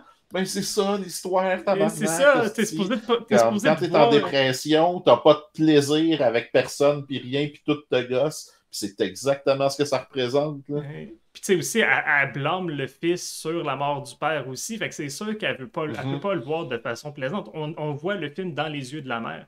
Puis vois-tu... Exact. Puis la scène où est-ce qu'elle se cache quasiment au-dessus découverte, là. Oh, j'ai gelé. C'est pas grave, on m'entend quand même. Oui. C'est ma caméra au complet qui a chié. Ah, t'as-tu manqué de batterie, quelque chose? Probablement, comme je disais tantôt, ma caméra, elle voulait pas... pas grave, mais anyways, Julien, je pense qu'on tire à la fin de cet épisode. Non. Parce que ça fait quand même, je sais pas, fait quand même. Moi, je propose de remettre, puis avec peut-être un ordre du jour ou quelque chose de même. Je pense qu'on a beaucoup de plaisir ensemble. Je pense absolument, non, c'est... Un ordre le dialogue est très fluide, là, ça coule. Gender fluide de dialogue. Donne-moi 2 secondes, je vais au moins aller chercher une batterie, ça parle. Une bonne batterie. Faudrait pas manquer le... Ben ouais, qu'il puisse nous dire bye-bye au moins. Ok. La. Parce que j'ai une drôle de bine. On m'appelle Picotine. Non. C'est Pico plein la figure et de drôles d'aventures. Lou, t'as-tu parti une chanson de c'est toi, non, c'est toi qui l'as parti. Non. Moi, j'ai continué. Moi, j'ai parti. Mais là, t'as commencé à faire la. Je suis pas le seul qui a entendu ça, là. Non, mais moi, ça venait des bleus poudres, Caliboy. Ah, ok. Ouais. Ça sonnait étrangement Astérix aussi, là. Si les cadeaux s'en viennent. Non. Bon, ben, ma caméra veut plus marcher. Fait que je sais pas ce qui se passe, mais regarde, c'est pas grave. Fait que je vais juste. Je vais faire passer ma souris dedans. Là. Ah, attends une minute. Je pense que je peux faire quelque chose. Ça parle. On peut voir mes belles choses. Non, on peut pas voir. Le reste du monde vont le voir, eux autres. Ben, mettons que je fais aller juste ma webcam normale. Ça marche-tu, ça, Caliway? Ça n'a pas l'air. J'ai le stream on the side. Ah, ben là, là, on te voit à bin. Ben, c'est ça, j'ai juste changé pour ma webcam. Je suis dans un film de Steven Spielberg. Ouais, clairement, là. This house is clean. Maudite menteuse de naine du tabarnak. C'est même pas vrai. Julien! Oh, wow. Hey, là! C'est supposé être professionnel de South is Clean, crise de menteuse. C'est parce qu'elle connaissait, elle savait pas que c'était un vieux vicieux chrétien qui gérait tout ça. Ouais, avec des gangs de squelettes d'Inde qui pauvre madame. Comme des poissons d'Inde. Vous l'avez déplacé avec les pierres tombales! Oui, mais ouais. C'était tout plein de vrais cadavres dans ce film-là. Mm-hmm. C'est pauvre madame dans la piscine. Parce qu'elle savait pas. Puis, tu sais que Spielberg a plongé avec elle? Ouais, mais tu sais aussi que comme le gars qui jouait le père a fait comme waouh, vous avez même mis une odeur pour qu'on soit dedans. Puis c'est comme après le tournage qu'il a fait moi, c'était des. Ouais, c'est. C'est pas correct ça. Ouais. Mais Spielberg aussi, comme il est. Je veux pas juste parler de lui, là, mais il a fait des décisions super importantes. Je veux dire, les Gremlins, si ça n'avait pas été de lui, Gizmo, c'est lui qui se transforme en Gremlin principal dans le film. Il savait que le monde allait l'aimer et qu'il fallait le garder. Là. Je veux dire, il a fait des décisions tellement importantes dans des films. Là. Quand c'est marqué presented by, c'était pas comme Eli Roth présente parce qu'il a donné 5$ dans le film, là. C'était... Genre c'était quoi le film poche, là, de Dion? C'est une de qualité du tout, là, tu sais. Non, tandis que Spielberg, quand il mettait son nom dessus, il était juste comme, non, je me suis impliqué en calice. Puis, tu sais, il a juste écrit un film dans toute sa carrière, puis, étrangement, c'est Poltergeist. Comme, je vais écrire un film dans ma vie, qu'un calice, vous allez avoir peur. Oui. Puis, non, ça fonctionne. Là. Mais c'est pour ça que je suis convaincu, tu sais. C'est parfait là-dedans. Ouais, puis tu sais, je sais que c'est pas Toby Hooper qui a réalisé le film. Là, comme, j'ai checké, puis les studios, ils voulaient juste pas qu'ils réalisent un film d'horreur puis un film d'extraterrestre dans la même année parce que l'extraterrestre était gentil puis les fantômes ne l'étaient pas. Fait que le monde allait être mêlé. Fait que tu sais, c'est juste. Ah, mais les studios sont stupides puis ils prennent des décisions basées sur fuck all en pensant. Mais vois-tu, ça aussi, c'est une autre raison pourquoi le switch dans l'horreur a existé, puis c'est la drogue. Dans les années 80, le monde, il se pétait la gueule avec de la coke bien raide, puis c'était juste comme... Ok, tu veux faire un film avec des extraterrestres, que c'est des kangourous, t'as Steve là 10 millions. Puis aujourd'hui, c'est comme... Là, il a arrêté de faire de la coke, c'est tout des... Il y a tellement de risques qui se prenaient dans les années 80. Ben, c'est ça. Aujourd'hui, puis là, aujourd'hui, les morts en souffrent énormément. Ben, c'est encore les mêmes vieux blancs, mais à la place de prendre de la coke qu'ils boivent, puis là, ils sont tous haineux, puis aigris, puis cyniques, puis sont juste comme... Ah, c'est-tu un nom que le monde va reconnaître, ça? Non, fais pas ça. Tu sais, c'est comme, on va... T'as-tu Ghostbusters 8? Oui. T'as-tu un script? Non, c'est pas grave. Non, on va faire de l'argent. Mais tu sais, c'est la mentalité Disney, puis tout ça. Ça fait mal. Puis on le sent de plus en plus. Je veux dire, on a plein de revival de franchises, mais aucune nouvelle franchise. Non. Moi, je trouve qu'on est plein de francheur puis d'intégration.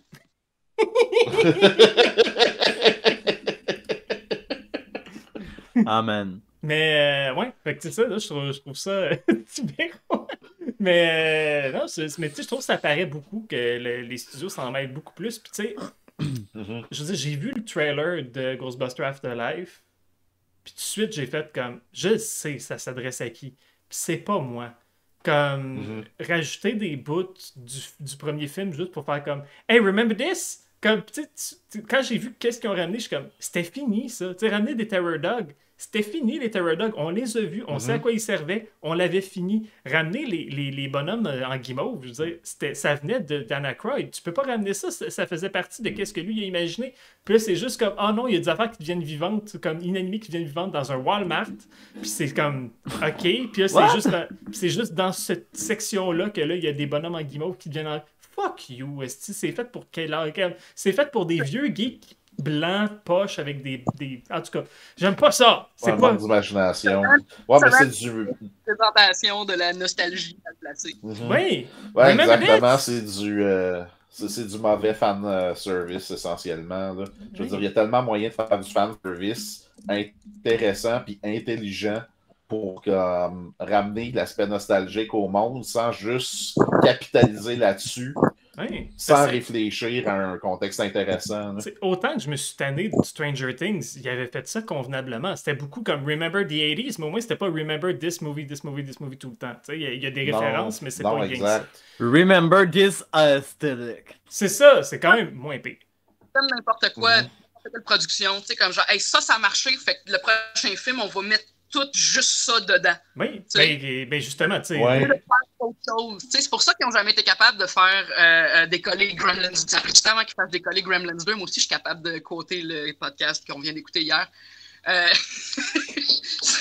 Mais ouais, ils faire exactement la même chose 2 fois. Tu sais? Puis quand finalement, t'es comme on peut pas le faire, puis on donné carte blanche aux d'autres, ben là, on a eu un film qui était le fun. C'était ça le risque, c'était ça, tu sais, faire autre chose, faire du nouveau, avoir du fun. Oui, puis tu sais, puis il y a des trends dans les suites aussi, justement, comme, tu sais, Wayne's World, toute cette affaire-là, que c'était comme le même film, les mêmes jokes, mais juste avec un setting différent. Même Ghostbusters 2, c'était ça. Sauf que c'était pas... Ghostbusters, le premier, c'est un chef-d'œuvre. Comme rien n'a changé là-dedans. Je l'ai étudié, ce film-là. Comme il y a tellement de choses à parler dans ce film-là. Puis il y a plein de sujets intéressants à avoir, des discussions à avoir avec ça. Puis le monde sont juste comme... quand ils ont sorti en 2016, t'es comme, ben là, c'est une comédie. Celui des années 80 était pas si drôle que ça. C'est pas parce que l'humour est vraiment fucking dry et sarcastique que c'est pas drôle. Puis en tout cas, fait que, à la place de rajouter des jokes de queef, là, comme, c'est pas drôle, un joke de Ouais. queef. What? Pas... Ils ont plugué Ben, des jokes de queef dans Ghostbusters. Ah, ils ont plugué des affaires ridicules. Puis en fait, ils ont donné. Tu sais, c'est pas des mauvaises actrices. Pour vrai, le cast était correct. Non, c'est qu'on aimerait pour les vrai, voir ils leur ont laissé beaucoup trop de liberté. Ça Ils ont paraît. manqué crucialement de direction, mais surtout d'écriture. Là, le scénario était pas. Il était plus que boiteux. Dans ce scénario-là. Non, C'est Ben zéro non. encadrement. Fait que ça sont lâché lousse. Ça a donné un petit peu comme nous autres au début du podcast. Nous autres, on se trouve bien drôle entre nous autres, mais ça veut pas dire que tout le monde va l'apprécier. Non, pis tu sais, du ad-libbing, La plupart de nos abonnés ont déjà comme flushé, là, puis ils nous écoutent plus. c'est bien correct. Mais tu sais, de l'ad-lib, ça peut marcher dans certains films, mais dans un film où est-ce que tes jokes ont supposé d'avoir rapport avec la sci-fi, il faut que ça soit un petit peu plus au quart de tour que ça. Puis ça fait aussi que les personnages féminins qui sont, comme tu as dit, les actrices sont bonnes, mais je crois pas à leurs personnages parce qu'ils sont souvent trop connes pour être des scientifiques. Comme tu peux pas croire que ces filles-là, ils ont fait cette technologie-là, ça marche pas. Egon, je crois qu'il peut faire un fucking proton pack. J'ai fait un changement de carrière, puis là, je suis dans le monde scientifique, là, il y en a des hosties de cons, des scientifiques. Ouais, mais il y a aussi. Oh, ça, oui, là. Mais il y a des scientifiques ça, qui il y en a disent que. partout, là. Moralement, là, je parle comme comment t'as fait pour obtenir ton doctorat. Oui, mais est-ce qu'ils vont inventer une nouvelle technologie pour attraper des fantômes? Who the fuck knows, man? Je sais pas. Ou des pinottes volantes. Des pinottes volantes! Des pinottes volantes? Ah oui? Ben, Slimer. Ah ben, ouais, c'est vrai que dans une scène, c'est une pinotte qui a été comme Ben oui. peinte verte. Dans le toit, dans la salle de réception. Ouais, quand elle elle spin du autour. plafond. C'est une pinotte. C'est une belle pinotte. Ouais. Ah d'ailleurs, Véro, si t'as pas vu Cleaning Up the Town, c'est un super beau petit documentaire avec plein de... C'est beaucoup d'anecdotes que je connaissais pas, puis je pensais pas toutes les connaître sur Ghostbusters, puis... Mais tu... Ben, je vais arrêter le podcast, on va parler un peu après, juste nous autres. Fait que, hey! Ben là, que t'as lu Lingus à tout le monde. Ben là.